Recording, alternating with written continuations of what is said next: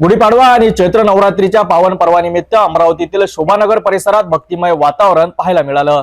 माँ दुर्गादेवी मंदिराच्या वतीने 2 दिवसीय विशेष धार्मिक कार्यक्रमाचं आयोजन करण्यात आलं, ज्यात हजारो भाविक भक्तांनी सहभाग घेतला।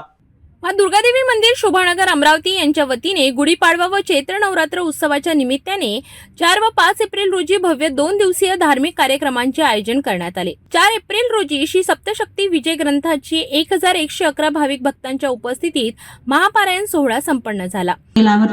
चरित्र माझे हे असे असुर पराभव कथा एकता वाचता हृदय गुप्ते शौर्य निर्भय शत्रूंचा नाश होणे सदा कल्याण होईल मुळी नित्य सुख स्थैर्य होते मम कृपेमुळे आयु शांत होणे दुःख स्वप्ने नाश पावते सुस्वप्नाची परिपूर्ती केवळ।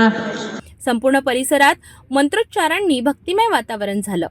5 एप्रिल रोजी शनिवारी महाहवन महाआरती आणि महाप्रसादाचे आयोजन करण्यात आले। मंदिर संस्थेच्या वतीने संपूर्ण आयोजन अत्यंत नियोजनबद्ध आणि भक्तिभावाने पार पडले।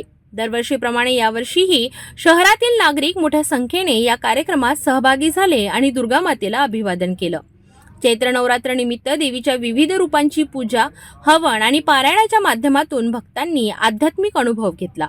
मंदिर संस्थांच्या वतीने भक्तांसाठी बसण्याची प्रसादाची आणि सुव्यवस्थित दर्शनाची योग्य व्यवस्था करण्यात आली होती। महाप्रसादाच्या कार्यक्रमात हजारो भक्तांनी प्रसादाचा लाभ घेतला। मंदिर परिसर फुलांनी सजवण्यात आला आणि संपूर्ण वातावरण भक्तिरसात न्हालं होतं। या कार्यक्रमामुळे अमरावतीकरांना गुढीपाडवा आणि नवरात्र उत्सव अधिक खास वाटला। शहरातील धार्मिक वातावरणात अध्यात्म भक्ती आणि संस्कृतीचं सुंदर असं दर्शन या कार्यक्रमाने घडविलं। चैत्र नवरात्र निमित्त आज सप्तमी तिथी माँ दुर्गा सप्तशती दुर्गा माँ सप्तशती महापारायणचा सोहळा विजय ग्रंथाचा सोहळा करण्यात आलेला आहे। 1111 भाविक भक्तांनी यामध्ये सहभागी झालेले आहे। प्रमुख अतिथी सर्व पाहुणे आले होते। त्यांनी ग्रंथपूजन दीप प्रज्वलित करून पूजा केलेली आहे।